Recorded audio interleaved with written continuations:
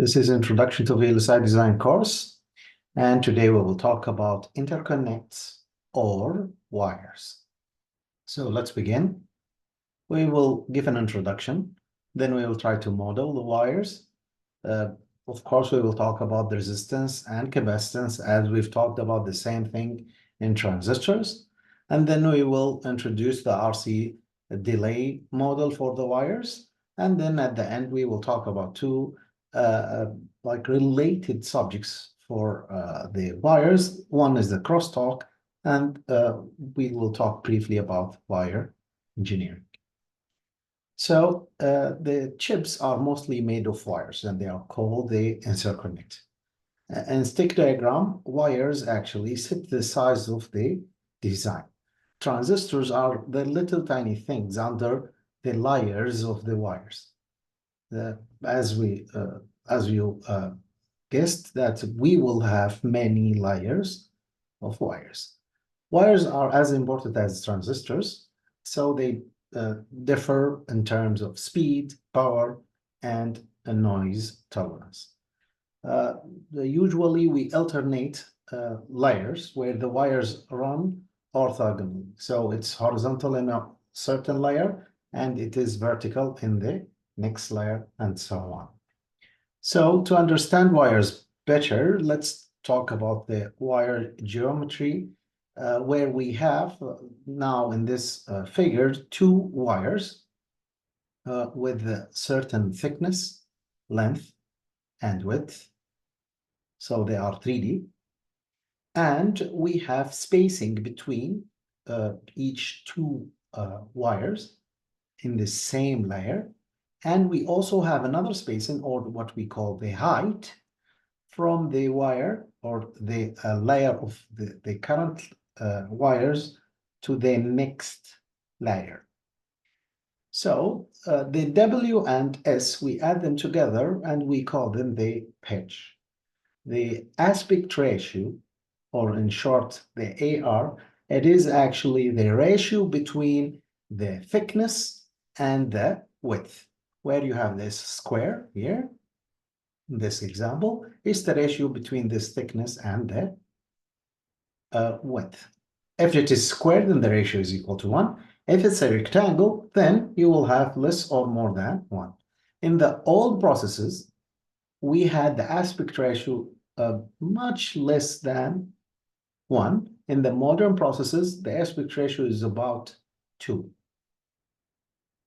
So we can back in many skinny wires in the modern processes. Now, as we mentioned, we have different layers. So in one of the old processors, the AMI 0.6 microprocessor, micrometer process, we had 3 metal layers, only 3 layers. So we have M1, M2, and M3. We use M1 for the within cell routing. We use M2 for vertical routing between the cells.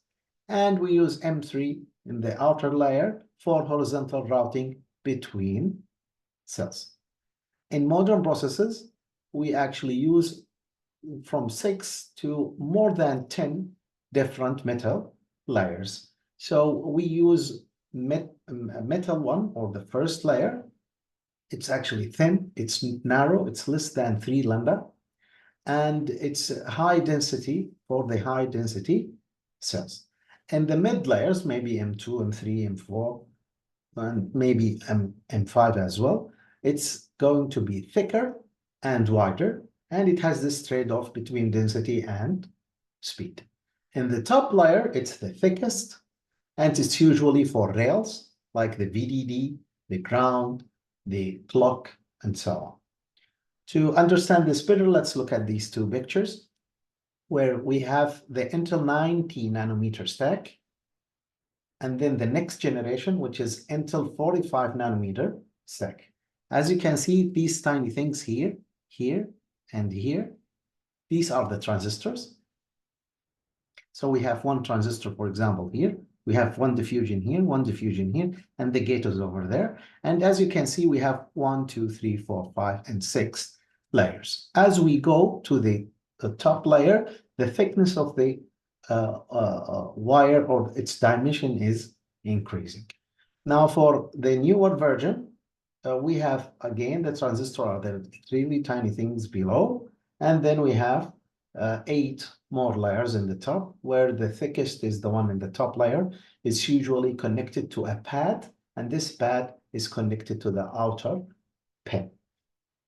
So let's try to model the wire to understand it better. So for the interconnect modeling, it's the same or similar to what we've discussed in the transistor. We can say that the current in a wire is analogous to the current in a pipe with water. The resistance will be the narrow size that impedes the flow. So you have the resistance here, it's kind of narrow. The capacitance would be through under the leaky pipe that we must fill first. So at the beginning, we must fill this through capacitance, and then we will have certain resistance as we go through the pipe. And then we have the inductance, which is the paddle wheel inertia that opposes the changes in the flow rate. And for the inductance, it's actually negligible for most wire. So just to understand it better, if the wire is long, then the resistance will increase. If the thickness, let's say, or the width of the wire increases, then you have more capacitance that you need to deal with, and so on. So there are different models for for modeling the wires. So they are actually are a distributed system. So we need to approximate it with some method. You can't say that we have a long wire, and in the center of the wire, you would assume that there is a resistance and the capacitance, and that's it. So what we do, if we assume that there is only a single resistance and a single capacitance, what we do is we distribute them among this long wire. So if there is n different segment in this wire, we divide R by N, where we have now N different resistance throughout the wire, and along each of the resistance we have its associated capacitance. But the thing is, even in electricity, the courses that you previously studied, we don't have this same. We don't have like a resistance, and right with the resistance, there is a capacitance. So we have like 3 solutions. One of them is we will say, okay, here's the resistance, and we will make the capacitance after that, the resistance. That's one solution. The other solution is saying, okay, we will divide the capacitance into 2, where we have one in the beginning and one at the end of this resistance. Or we will keep one capacitance, but we will divide the resistance into 2, where we have one resistance at the beginning and one resistance at the end. So it's going to be R over 2 and R over 2. Now, this model is called the L model. This one is called the pi model, and this one is called the T model. L model is not efficient, and it's not used at all. It's actually crossed and not acceptable in the research. What they accept is the pi model and the T model. And to understand this better, the 3 segment of a pi model, so if we assume that we have 3 segments of this, and we connect them one after the other, it is accurate up to 3% in simulation. So the percentage of error is only 3%. Or this is the measurement of its accuracy. So the accuracy is 97%, meaning that this model is reflecting the real thing up to 97%. Now for the L model, to have the same accuracy, you need 100 segments. Here would be 3 only, and here you need 100 segments. This is why we don't accept the L model. Now, we use single segment pi model for the Elmore delay, and sometimes we use the 3 segments if we need more accuracy. Now, since we know the model, the remaining thing is finding R and finding C. So to find the wire resistance, we know the resistivity or the resistance is equal to rho divided by the thickness multiplied by the length divided by the width. you can see the relation where if you increase the length, the resistance will also increase. So the length of the wire, if you increase it, the resistance will definitely increase. If you increase the width of the wire, it means that it's not that resisting anymore. It doesn't resist the current. So as you increase the width, the resistance will go down. Similar thing for the thickness. Now for the rho or the resistivity, it's the measurement of the type of the wire itself. So is it, for example, silver or copper or gold and so on? Even for the semiconductor, is it diffusion? Is it polysilicon? Things like this. So it has a certain value that is a constant for the material itself. We can say that we have this sheet resistance, which is R squared. R squared is actually equal to rho divided by the thickness. And you can see the unit, rho, or the resistivity, is ohm times meter. And for the R squared, which is the sheet resistance, is ohm per square, where the square is L divided by W, meaning that the resistance is equal to R squared, which is the resistance of a single square, and then multiplied by how many squares you have, defined by the length of the wire divided by the width. This is why the square is dimensionless unit.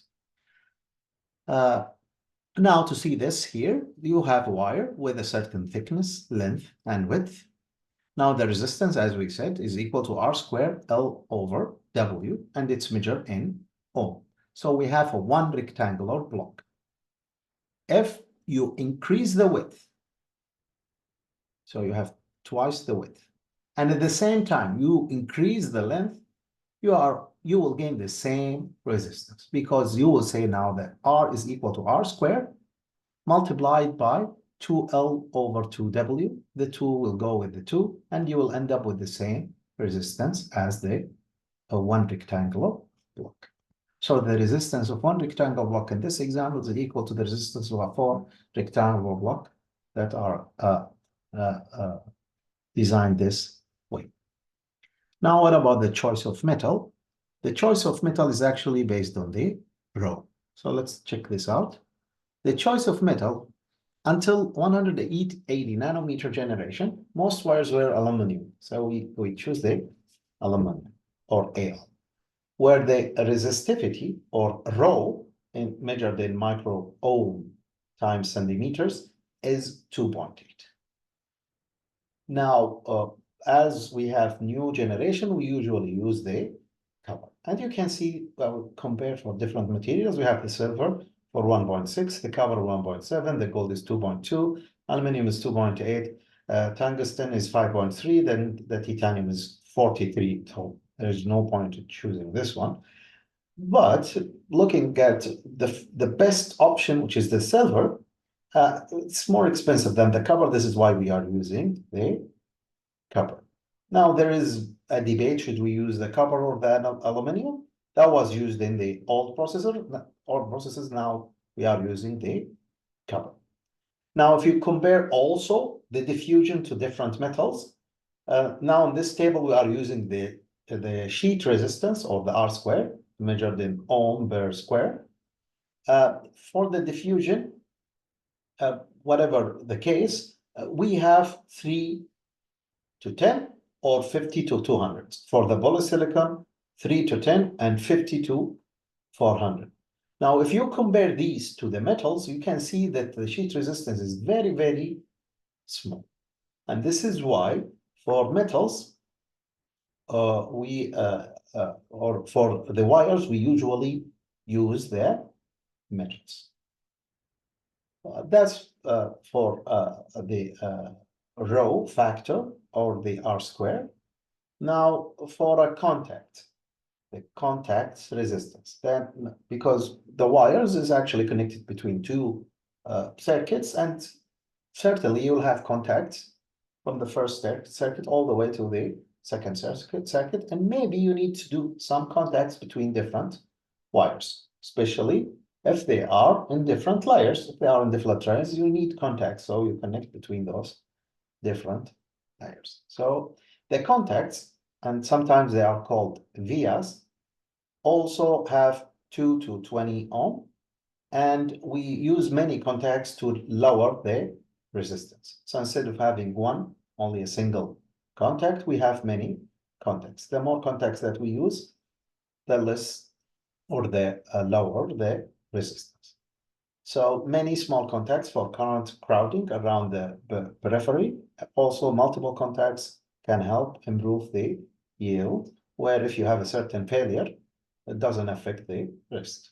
If you have only a single contact and it fails, that's it, you're done, you have an open circuit. This is why we have many contacts. And you can see this in modern design where you have multiple contacts that connect between two layers. So it's a good practice. Now, also, we said that for the copper, there are certain issues. We said that the resistance is equal to rho divided by T for the thickness multiplied by L over W. So let me highlight the things that we know: rho, T, L, and W. Now, the resistance, there are new things that we are considering for the copper issues. These come from the fact that the copper wires diffusion barriers has high resistance. So you have barriers here and also here. And the copper also prone to dishing during polishing. So you have a certain dishing at the top of the copper if it has a certain width. So now the effective resistance is not longer the thickness only. Now you take from the thickness, you take out the dishing and you take one barrier because you have dishing here and you have a barrier at the end. For the width, you take out two barriers. So know that for the resistance, it's actually in the denominators, there are factors that reduce the thickness and also reduce the width. And if you have reduction in the denominator, this means that actually the resistance is increasing from the original one, which is R equal to rho divided by the thickness times L over W. Now let's have an example to understand all the subject or all the points that we've discussed. If for this example, you need to compute the sheet resistance of a 0.22 micrometer thick copper wire in a 65 nanometer process. And the resistivity of the thin film of this copper is 2.2 times 10 to the power of minus 8 micro or ohm times meter. And if you were told that to ignore the addition, and usually we will ignore it in this class. So R squared now is equal to 2.2 times 10 to the power of minus 8, which is this one, and this is the resistivity, or what we call the rho, divided by the thickness, and the thickness we're given, which is 0.222 micrometer. And be aware of the units, and if it is micrometer or millimeter and so on. So if you calculate this, it's going to be 0.1 ohm per square. Now, if you were asked to find the total resistance if the wire had a certain width and length, where the width is 0.125 micrometer and 1 millimeter long, and you are asked to ignore the barrier and the addition as well. So now you just take this one, which is R squared, and you multiply it by L divided by W. Now, be aware of the units again. Here we have micrometer here and millimeter here. A 1 millimeter long wire is a 1000 micrometer. And this one is the same, divided by 0.125 micrometer. If you do the calculation, the resistance is going to be equal to 800 ohm. And this is the conclusion of this exercise. We found that the resistance for these specifications is 800 ohm, because now we will talk, after this, we will talk about the capacitance. And for the same example, we will try to find the capacitance for a certain parameters. And from the resistance and the capacitance, we plug them in our model to find the delay of this wire. So let's continue. For the capacitance, we have certain types of capacitance within the wire. We have the parallel plate equation, which is actually from the bottom to the ground. So if you have a wire, so it's from the bottom to the ground. And the capacitance here is equal to epsilon oxide times the area divided by the distance. And for this example, for example, here we have W times L. This is W, and they have L. L is coming out of the slide. So you have W times L, where you have this face that is in the bottom that looks down in the ground. This is the area, and the distance here is H. Now, if you think about this capacitance, then you care about this area, which is going to be thickness times L divided by the distance here, which is going to be S. Now, increasing the area by W by L by the thickness based on what kind of capacitance that you are looking for, whatever dimension that you are increasing, it will increase the area, and by increasing the area, you are actually increasing the capacitance.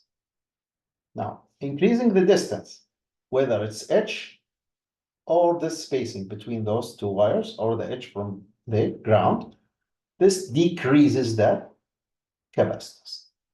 So the farthest you go away from the ground, the less the capacitance you have. The farthest those two metals are away from each other, you have the less capacitance. Now, that's the first type. The second type is called the fringing capacitance along the edge thickness. So you can see that there are different capacitance coming out from there. Similarly here, you can see these. So this is called fringing capacitance, and it's kind of complicated to calculate. And there is so many research that's related to the fringing capacitance, and that's one of the models that calculate the total capacitance. You can see that this is a non-linear equation, and it depends on the electron oxide, the epsilon oxide again, where the epsilon oxide is K times epsilon naught, and the epsilon naught has this concept that we discussed before, and the K is for the silicon oxide 3.9. Sometimes this K increases or decreases based on what's the doping that you are using, what's the materials that you are using, and so on. However, now this complex equation is based on also the length, the width, the distancing, and so on, even the thickness. So now, as you remember in the transistor, we want to simplify things. So one way to simplify the capacitance, we would say that if we have a wire that is neighboring two wires in the same layer, and it's sandwiched between two different layers, layer n minus plus 1 and layer n minus 1. We have different capacitance affecting this wire. We have the top capacitance, the bottom capacitance, and two adjacent capacitance for the adjacent wires. And we have the same geometry that we talked about before. We have the thickness, we have the width, and we have the length. The length is actually coming out of the slide.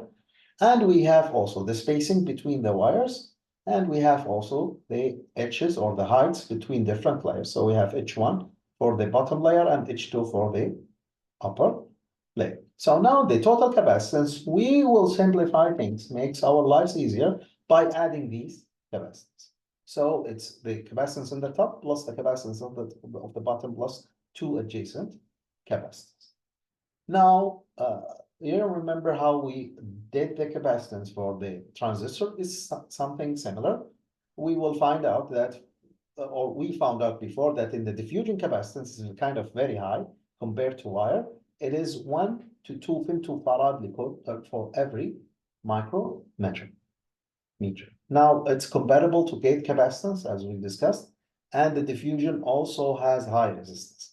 And because you have the capacitance is very high and the diffusion has also high resistance, we avoid using the diffusion for wires altogether. Now, for the polysilicon, it's slightly another story. It has actually lower capacitance, but high resistance. And because of this, we use it occasionally for very short wires between the gates. So from the input that is already a poly of vertical red line, if you remember the stick diagram, we connect directly to a metal wire using maybe a short polysilicon. That's acceptable. That's for the capacitance for the transistors. We said 1 to 2 femtofarad per micrometer. Now for the wires, if, for example, we choose metal 2 wires, so we have metal 1 for the first layer, metal 2 for the second layer, metal 3 for the third layer, and so on. So we just picked metal 2. The metal 2 capacitance data, it says that the typical dense wires have around a very small 0.2 femtofarad for every micrometer. So it's only 0.2 compared to 1 to 2 femtofarad per micrometer for gate capacitance or diffusion capacitance. And to understand this better, here is some data where you have in the x-axis the width in nanometer, and we want to find the capacitance, the total capacitance for a certain wire. So this wire, we say that it has 2 adjacent wires, and it is only close to the substrate where the transistor are designed. There is no upper or lower layers of wires. So it's only a single layer with this wire that is adjacent to 2 different wires. So we try to get these data. We change the width from the left-hand side of the x-axis to the right-hand side, and we assumed different spacing. The spacing for the this shape is 320. This is why, since the spacing is the lesser among all of these, the capacitance is the highest, because now the spacing is very short. So this the capacitance here is increasing, the capacitance here is increasing because the spacing is decreasing. And then we have more spacing and more spacing up to infinity, where those 2 neighboring wires are completely away from the picture because either they are removed or they are too far. And we found this trend where you have this capacitance. This is the highest, this one, because the spacing is small, and followed by this one, followed by this one, followed by this one. So it's calculated, but like as a quick estimation, the C total is calculated by finding this capacitance of the substrate between the wire and the substrate, plus the 2 adjacent capacitance, and you have these trends as we discussed. Now, if this wire here, if it is sandwiched between 2 layers, now this equation is no longer accurate. We have to add the capacitance at the top and also the capacitance at the bottom. So we are actually increasing the total capacitance. With the same spacing, you can see that the slope is actually increasing for all these 4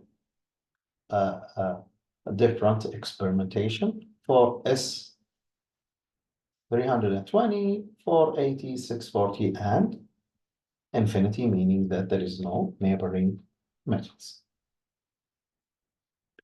So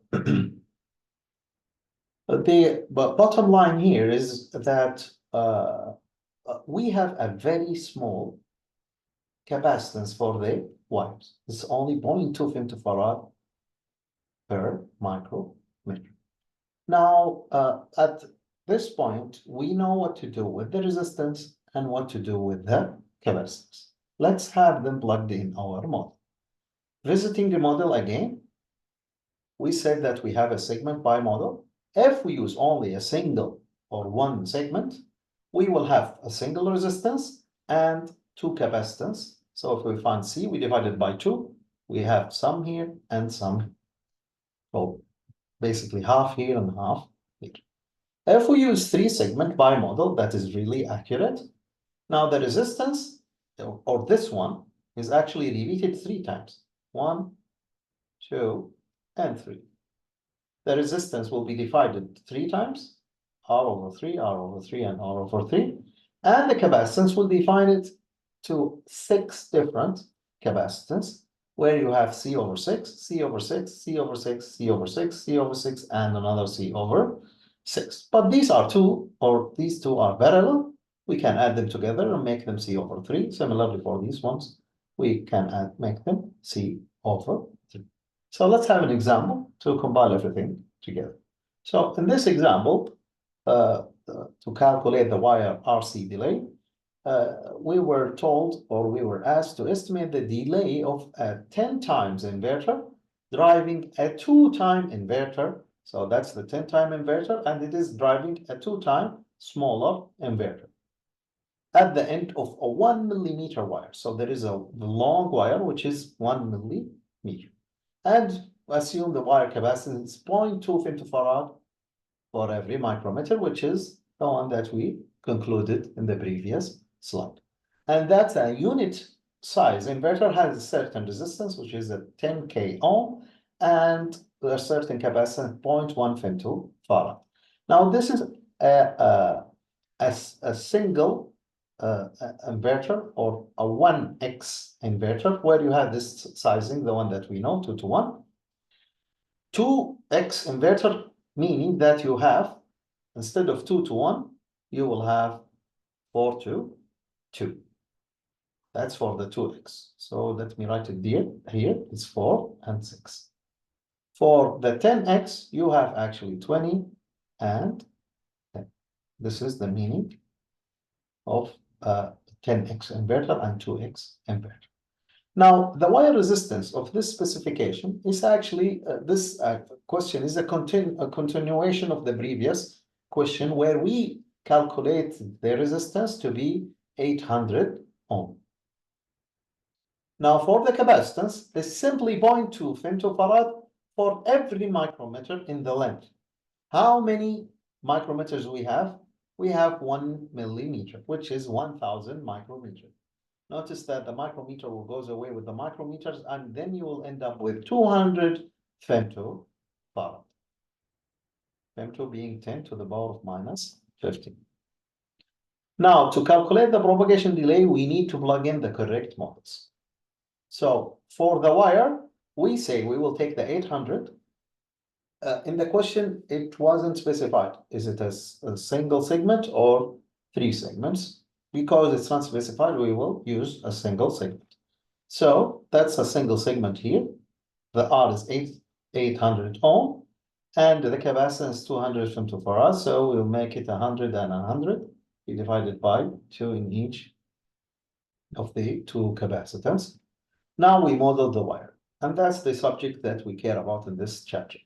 Now for this driver, what we are going to do is we will calculate its RC model. So we find the resistance and the capacitance, assuming that it's discharging the value here.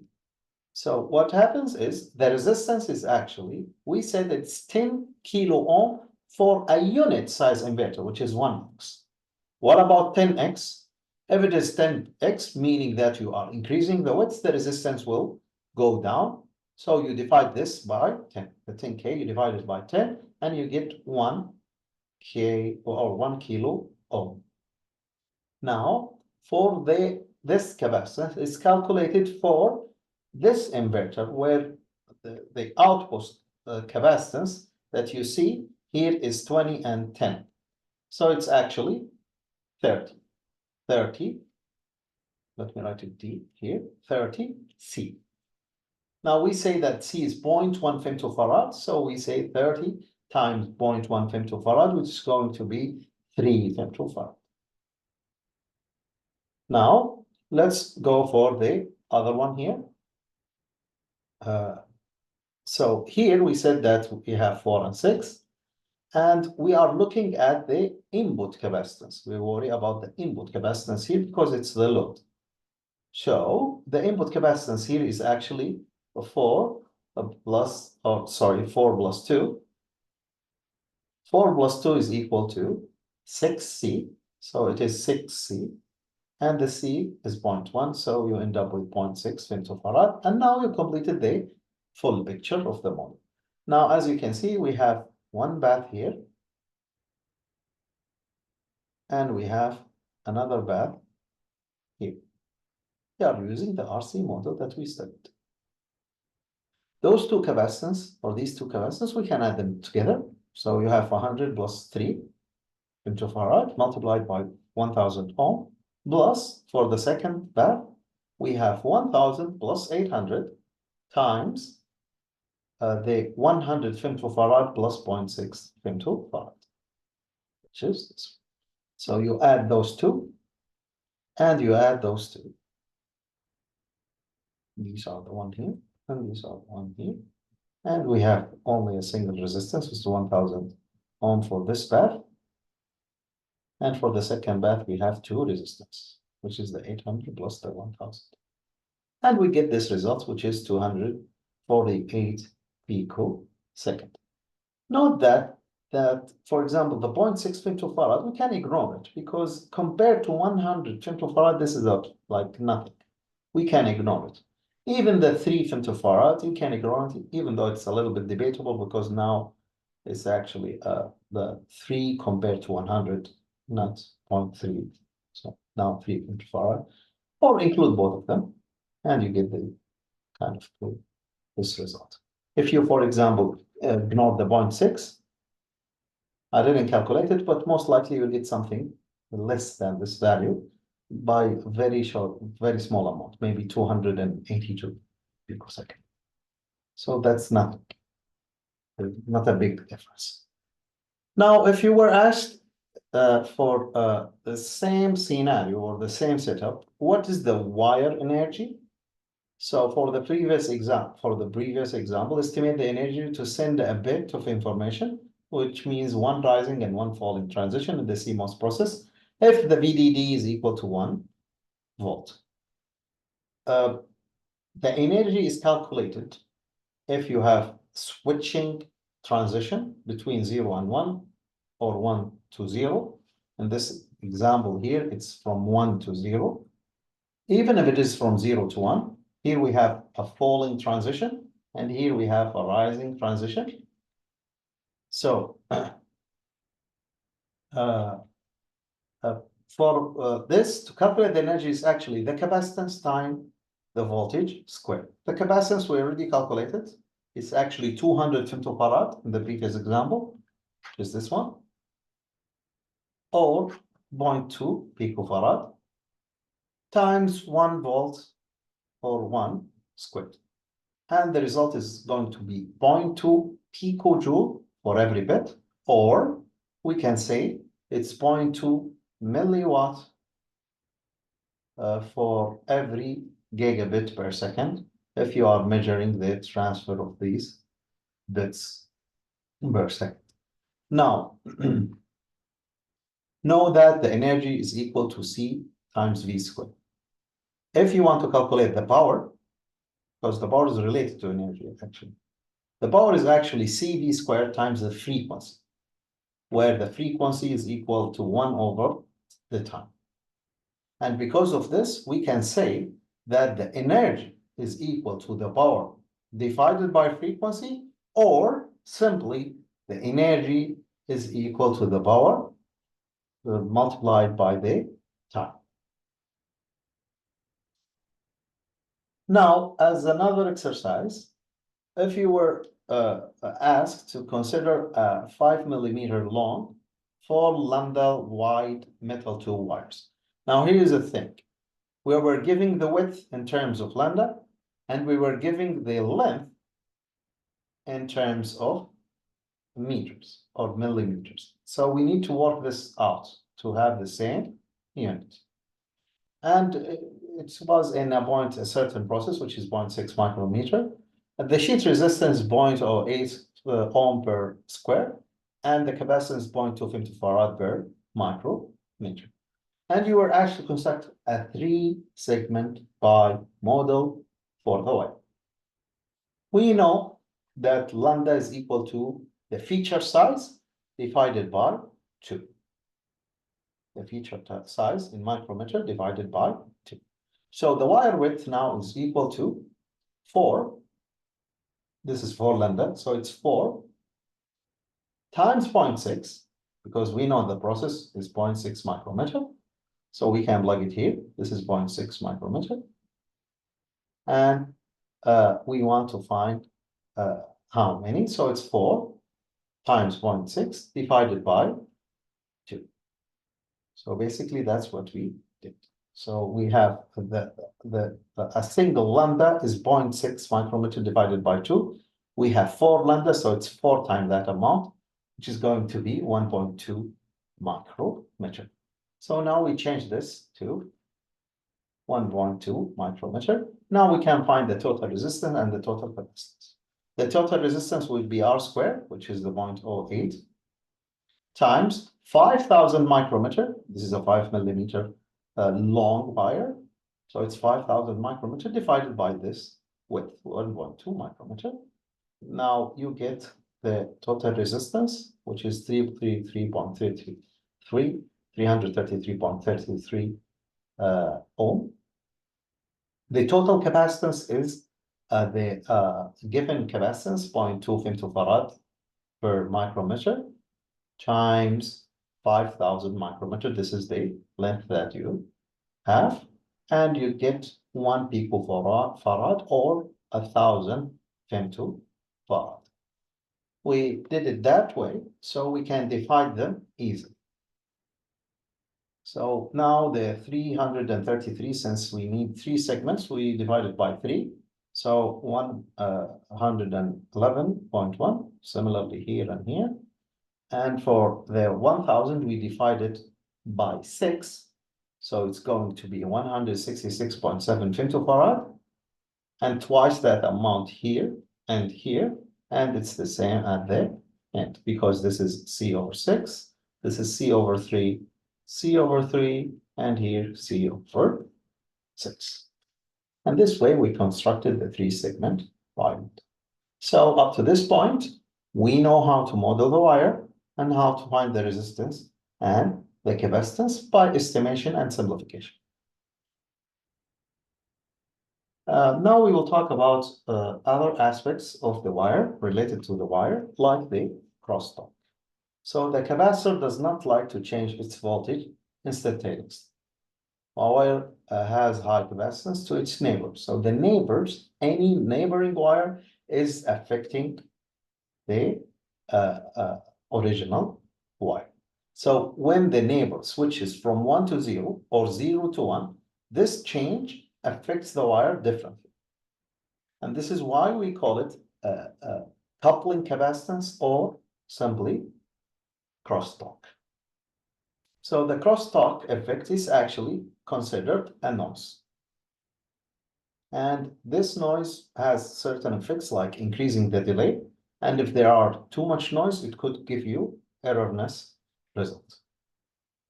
So let's try to understand the crosstalk better. If we have 2 wires, A and B, and we want to check what's the effect of B on A.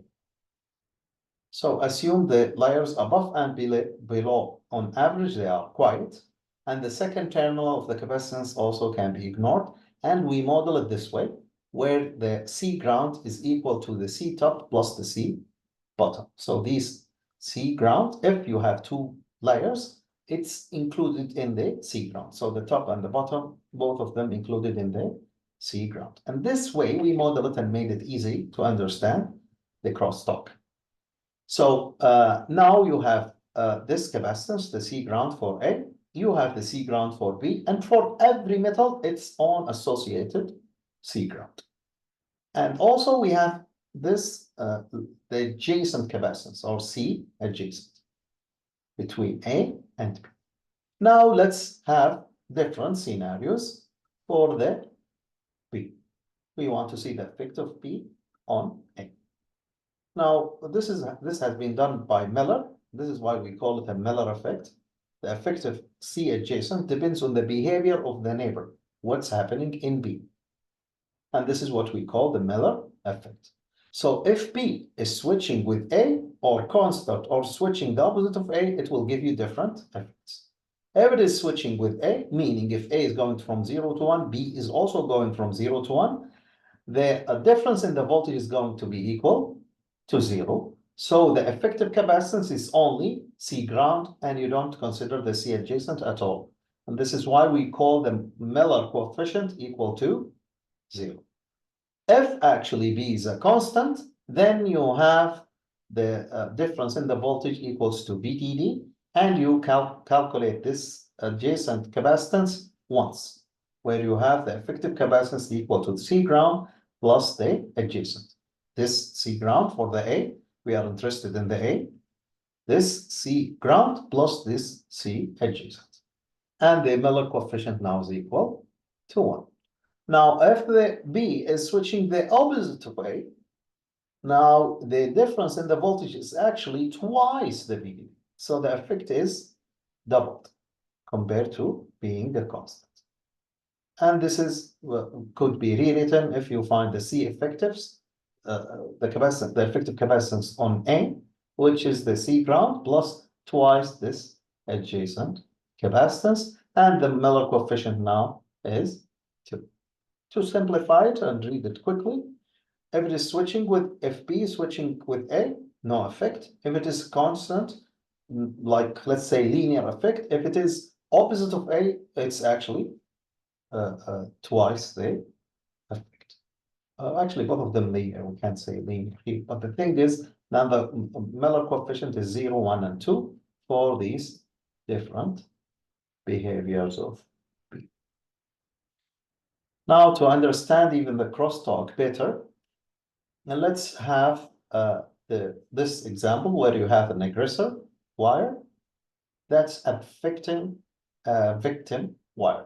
So the wire that we are interested on is this wire, the victim, and there was only a single aggressor that affecting this victim. If it is in a sea of wires, every wire will affect the victim and its own way. So what happens here, if we assume that there is a certain difference in the voltage of the aggressor, so there is a current running here, there will be capacitance between the aggressor and the victim, which is the adjacent capacitance. And for our interest, the victim, we know that there is a ground capacitance that it could include the top and bottom capacitance together. So what happens now, we shouldn't we shouldn't have any voltage difference in the victim if it is floating. But because of this effect, the crosstalk effect, there will be a voltage difference and there will be current running in the victim. And this difference in voltage could be calculated by calculating the C adjacent divided by the summation of both capacitance, the C adjacent plus the C ground. So this factor is giving you the effect times the voltage of the aggressor. So it's not the whole, the difference in the voltage in the victim. It's not the whole difference of the voltage of the aggressor. It's part of it based on what's the capacitance here and what's the capacitance here. So it's C adjacent divided by the C ground plus the C adjacent. So let's see the same scenario, but with a slight difference where the victim now is driven. So if there is a connection to the ground in the victim where you have certain resistance. So let's assume there is a resistance for the aggressor and also there is a resistance for the victim. This is also true here, but we didn't show it. We just show the difference in the voltage, but the resistance is there. And here we have a resistance on the aggressor and the victim. Now, the delta V in the victim is actually less than if it is floating. So the driven victim is always better than having a floating victim. And this is why we always tell you, never leave a wire floating. So in case for the noise, that's one reason. In case of the crosstalk, the floating wires is affected more than the driven victims that are connected to the ground. So what happens here, we have the same equation, which is this one, but it's multiplied by 1 divided by 1 plus k. So there is a factor that reduces the delta victim. This factor is actually reducing the delta victim if the victim is connected or driven. And as you can see, as this value increases, as k increases, the delta V will decrease. So to find k is actually tau of the aggressor divided by tau of the victim.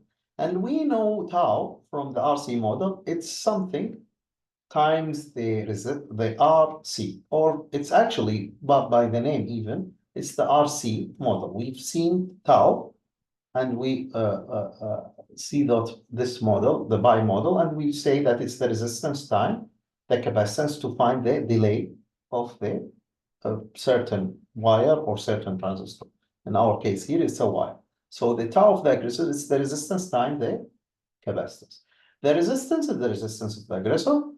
For the victim, it's the resistance of the victim. Now, the capacitance of the aggressor is actually the ground capacitance plus the adjacent capacitance. For the victim, it's ground plus the adjacent.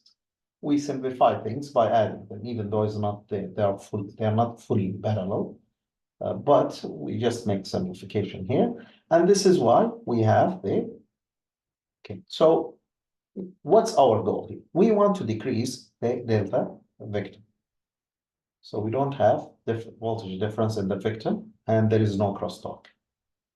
To do this, we increase the value of k. Now, to increase the value of k, one way is either to increase this value or decrease this value, either increasing the tau of the aggressor or decreasing the tau of the victim. One way to decrease the tau of the victim is to decrease its capacitance, where you have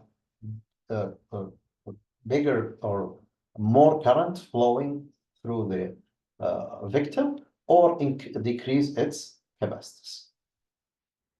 And that's actually what we do. We connect it with a very small amount of resistance.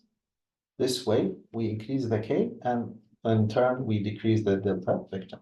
To understand this better, let's see the simulation result, where we, over time, we calculate the delta V of the victim, and we know that or as I explained, we know this delta, we want this delta V to be as less as possible.